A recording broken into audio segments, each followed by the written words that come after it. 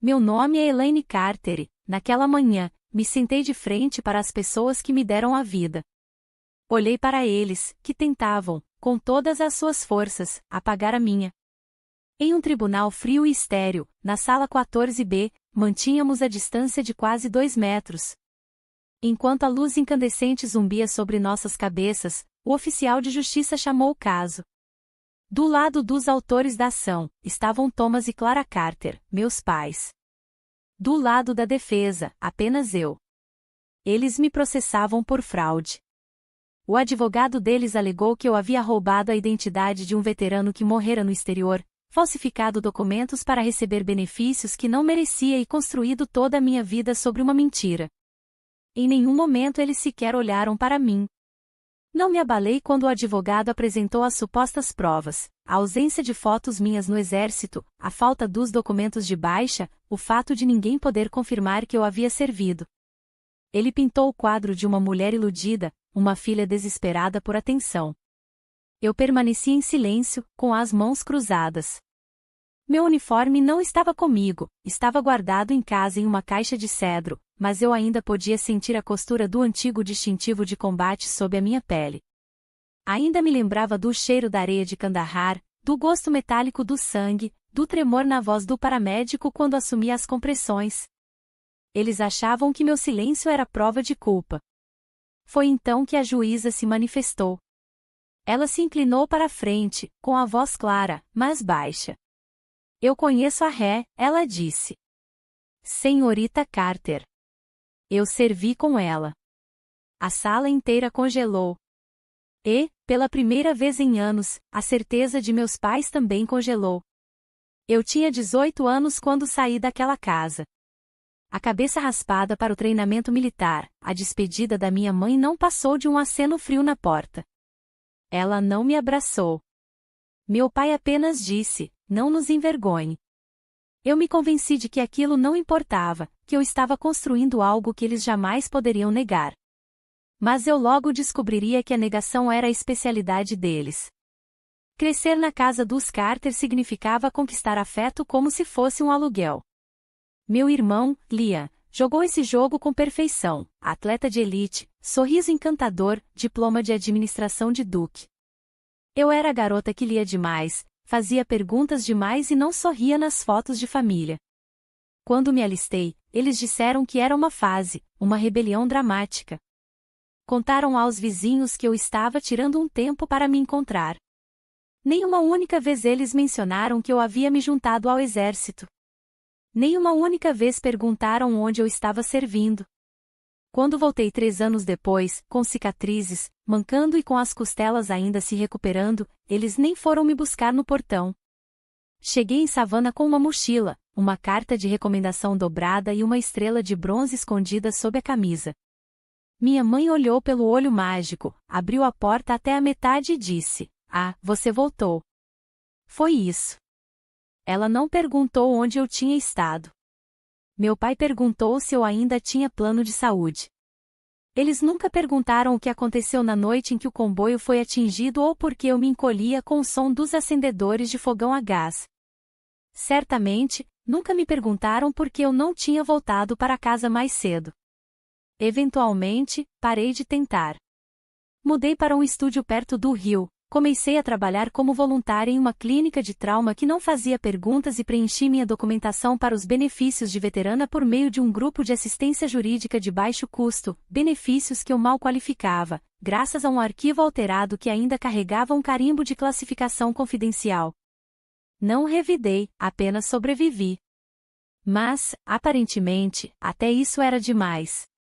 Quando o processo judicial chegou, via correio registrado em uma manhã cinzenta de janeiro, pensei que fosse um engano. Olhei para o envelope como se tivesse vindo de outro mundo. Mas lá estava, na caligrafia precisa do meu pai, Thomas E. Carter versus Elaine R. Carter. A alegação de que eu estava me passando por uma veterana, que ninguém com meu nome havia servido, que eu estava fingindo ter transtorno de estresse pós-traumático para receber esmolas. Eu deveria ter ficado furiosa. Em vez disso, soltei uma risada silenciosa e amarga, como se algo estivesse se partindo dentro do meu peito. Eles não tinham apenas me esquecido. Eles haviam me reescrito. E agora queriam que a lei finalizasse o serviço. A verdade sobre o silêncio é que ele nem sempre é passivo.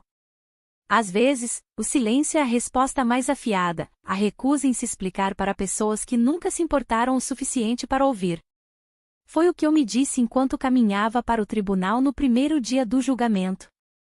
Meus saltos ecoavam no mármore, minhas mãos vazias.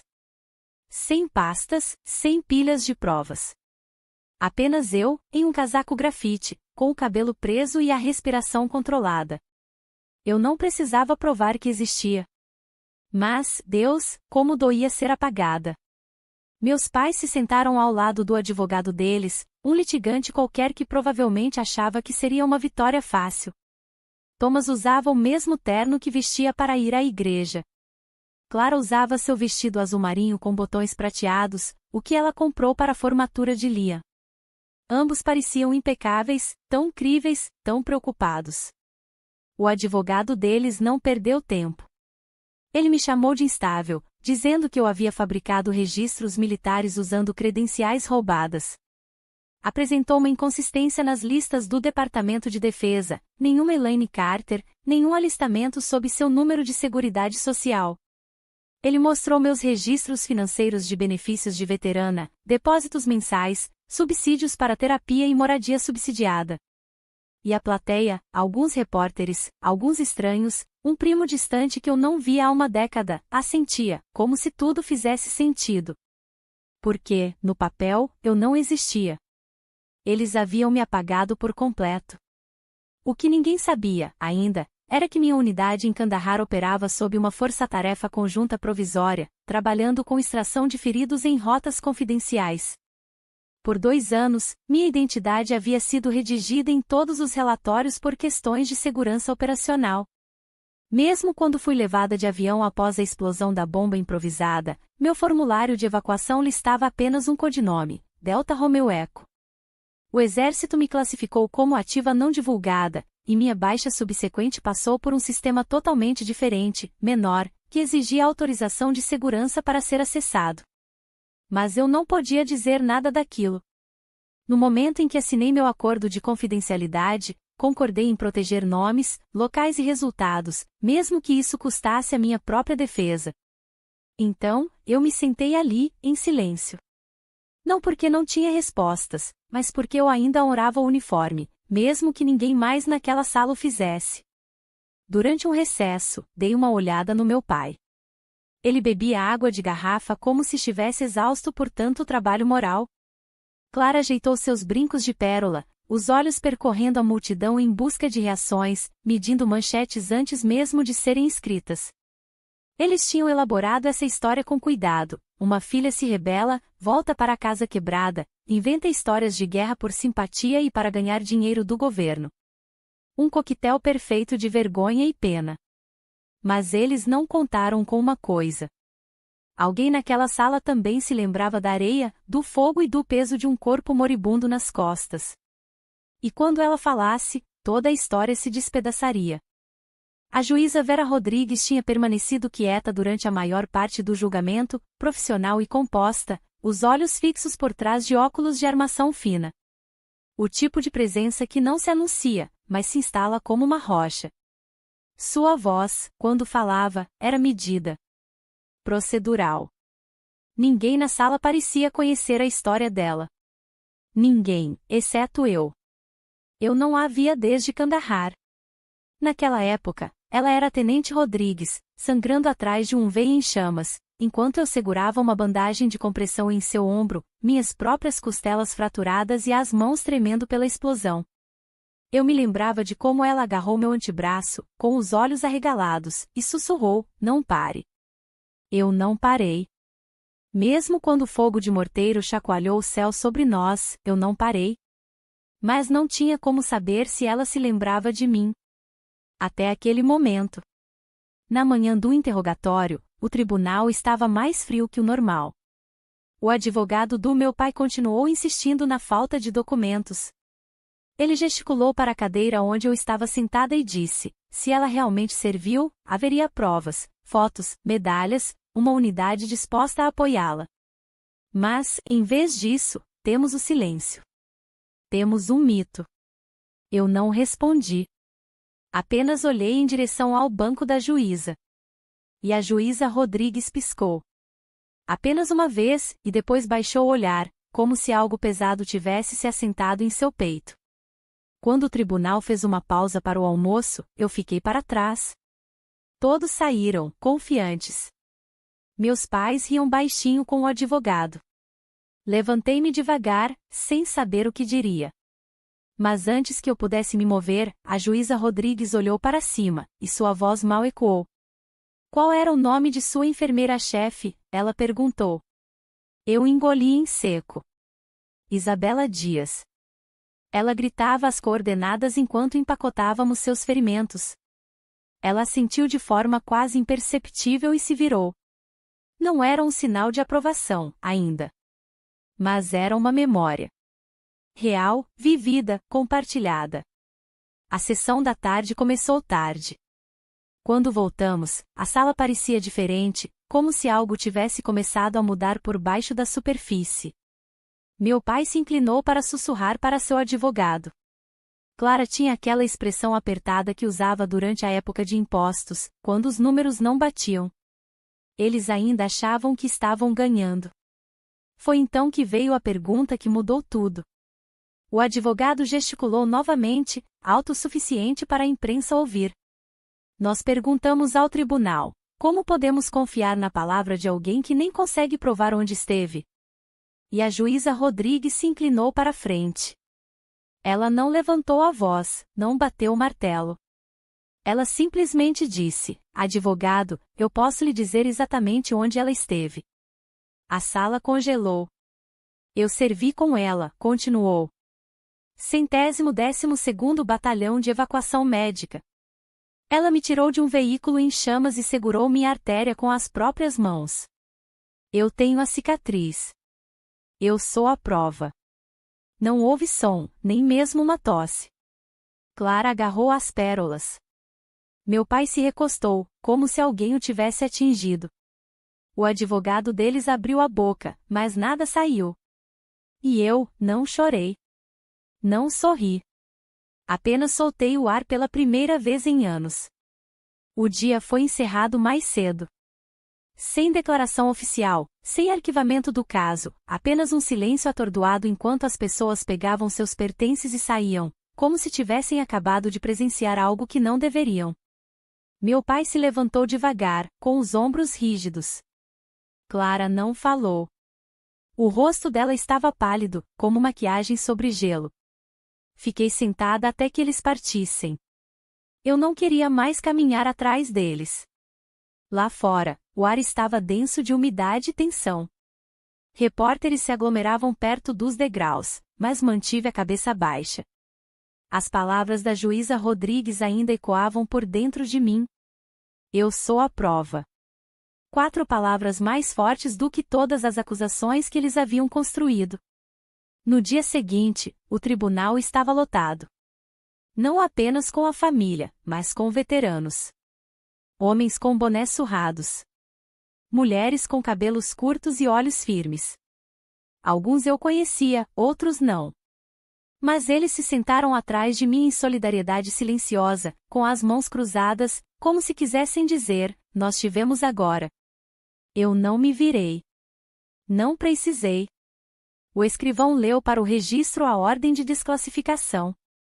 Meus arquivos pessoais, meu histórico de combate, minhas cartas de recomendação, tudo que fora lacrado por causa da Força-Tarefa Conjunta Provisória, havia sido liberado sob uma exceção de emergência assinada por um oficial do Pentágono na noite anterior.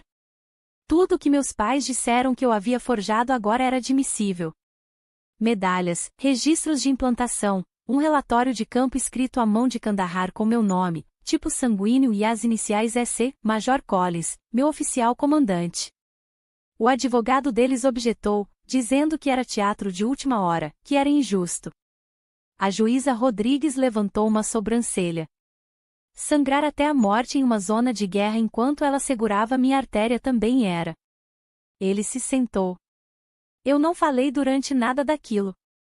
Nem quando a juíza arquivou o processo com prejuízo. Nem quando o tribunal explodiu em murmúrios e olhares furtivos. Nem mesmo quando uma jovem em uniforme se adiantou e me saudou quando saí do banco. Eu apenas acenei com a cabeça e continuei andando. Naquela noite, voltei para meu pequeno apartamento, peguei um copo de água e fiquei na janela. Pensei que sentiria vitória. Não senti. Senti algo mais perto de luto. Não pelo que eles fizeram, mas por quão facilmente eles o fizeram. Por quão pronta a sociedade estava para acreditar que uma mulher como eu estava mentindo. Por quão pequena eles fizeram a minha verdade parecer quando ninguém mais estava ao meu lado.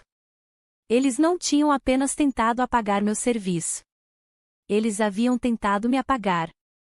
E se não fosse por uma mulher, uma única memória costurada em tecido cicatricial, eu poderia tê-los deixado fazer isso. Coloquei o copo na mesa e caminhei até o baú de cedro no canto. Abri-o devagar.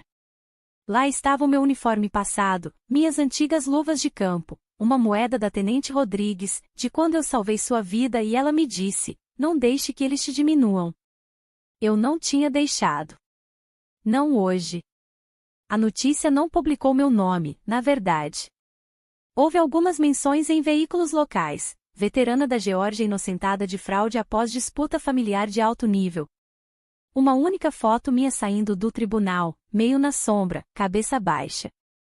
Nenhuma manchete dizia filha acusada falsamente pelos próprios pais. Nenhuma história detalhou como a juíza interrompeu tudo com 6 palavras. Eu preferia assim. Não precisava que o mundo aplaudisse. Só queria que parasse de sussurrar. No dia seguinte ao arquivamento do caso, desliguei meu telefone fixo. Deletei minhas mídias sociais. Não que eu tivesse postado algo nos últimos anos. As mensagens ainda chegavam. Transcrições de recados de voz de grupos de apoio, pedidos de entrevistas, uma ONG oferecendo-se para financiar um documentário sobre a verdade militar e a traição familiar. Não respondi. Deixei os recados se acumularem como folhas que eu não tinha intenção de rastelar. Isso não era uma reivindicação. Era sobrevivência. Meus pais nunca ligaram, nem para explicar, nem para pedir desculpas. Mas eu recebi algo 2 semanas depois. Uma carta em papel timbrado grosso e caro. A caligrafia de Thomas, formal e pesada. Sem saudação, apenas 4 frases sobre confusão lamentável e como dinâmicas familiares são muitas vezes complexas. Ele assinou como Dr. Thomas E. Carter, como se tivéssemos sido apenas colegas em algum artigo acadêmico distante. Queimei-a sem ler a última linha. A verdade é que eu não os odiava. Nem mesmo naquele momento. O ódio é ativo. Ele se alimenta de atrito. Mas o que eu sentia pelos meus pais era mais frio, como neblina no vidro. Eu quis ser vista uma vez, precisei disso, implorei por isso em meus anos mais jovens por meio de medalhas, cartas, bandeiras dobradas e silêncio. Mas em algum lugar naquele tribunal, sob o peso da voz da juíza Rodrigues e o lampejo de reconhecimento nos olhos de uma estranha, parei de pedir. 3 meses depois, me mudei. Uma pequena casa no oeste da Carolina do Norte, aninhada na borda da Floresta Nacional de Pisgah. Apenas eu, as árvores e o som da água corrente além da varanda dos fundos. Encontrei trabalho como conselheira em uma clínica de veteranos. Sem títulos na minha porta, sem placa com nome, apenas Elaine, do jeito que eu preferia. A maioria das pessoas que passava por lá não perguntava sobre a minha história, e eu não a oferecia. Elas não precisavam saber o que aconteceu em Kandahar. Elas só precisavam de alguém que entendesse porque o cheiro de diesel as fazia tremer ou porque o silêncio era, às vezes, o som mais alto em uma sala. Em alguns dias, eu me pegava olhando para a porta. Como se esperasse por eles, meu pai, Clara, até Liam. Mas eles nunca vieram. Ouvi de alguém na clínica que meu irmão conseguiu um emprego na Flórida, em uma firma de lobby. Minha mãe ainda organizava eventos de caridade. Eu me tornei uma nota de rodapé em seu roteiro social, a filha que se afastou. Aquela que tentamos amar à distância. E estava tudo bem. Distâncias podem ser seguras. Em uma sexta-feira tranquila, pouco antes de fechar, um homem entrou na clínica. Mais ou menos 50 e poucos anos, veterano da marinha pelo porte e pelo jeito que ele analisou as saídas antes de se sentar. Uma cicatriz no pescoço parecia uma corda grossa. Ele não disse seu nome. Sentou-se de frente para mim, com as mãos calejadas e os olhos firmes. Você é aquela do julgamento? Ele perguntou depois de um momento. Eu assenti devagar. Ele não perguntou o que aconteceu. Não exigiu comprovantes. Apenas se recostou e disse: você ficou quieta. Não implorou. Eu não soube o que dizer. Então, apenas disse: eu não ia deixar que eles contassem a minha história por mim. Ele bateu no braço da cadeira, pensativo. Esse é o tipo de força que as pessoas não sabem como elogiar, ele murmurou. Mas as pessoas certas notam.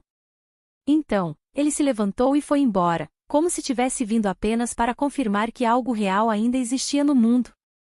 Mais tarde naquela noite, voltei para casa e verifiquei a caixa de correio. Sem nome no envelope, apenas meu endereço escrito à mão. Dentro, uma fotografia, antiga e granulada. Eu, ajoelhada ao lado de um carro militar em chamas, com terra no rosto. Gás ensanguentada pressionada em um ferimento fora do quadro. Meus olhos fixos, o maxilar cerrado. No canto, uma única palavra, mal legível, Rodrigues. Ela aguardou por todos esses anos. Não para o tribunal, não para as manchetes. Talvez como prova. Talvez como um lembrete. Eu emoldurei a foto e a coloquei na prateleira acima da lareira. Não ao lado de medalhas, não perto da bandeira dobrada, apenas acima de uma peça de madeira que eu havia esculpido meses antes. A verdade não precisa gritar. Certos tipos de justiça não vêm com aplausos. Eles chegam em silêncio. Na forma como sua respiração se acalma novamente, na forma como seu nome não arde mais em sua própria boca. Na forma como você pode olhar para seu reflexo e finalmente parar de se desculpar por ter sobrevivido. Não meço mais o tempo por implantações ou datas de tribunal, nem por aniversários, nem por cartas que nunca chegaram. Hoje em dia, conto de outra forma, pelo tempo que a luz do sol fica na varanda no final da primavera ou pelo jeito que o vento muda logo antes de uma tempestade. O tempo parece mais lento aqui, mas é o tipo de lentidão que permite que você respire novamente. Meu nome é Elaine Carter e eu não estou mais desaparecida. Obrigada por ouvir a história de Elaine. Se você gostou desse vídeo, por favor curta e compartilhe para nos apoiar a trazer mais histórias inspiradoras, e se inscreva no canal para não perder nenhum lançamento. Até o próximo vídeo.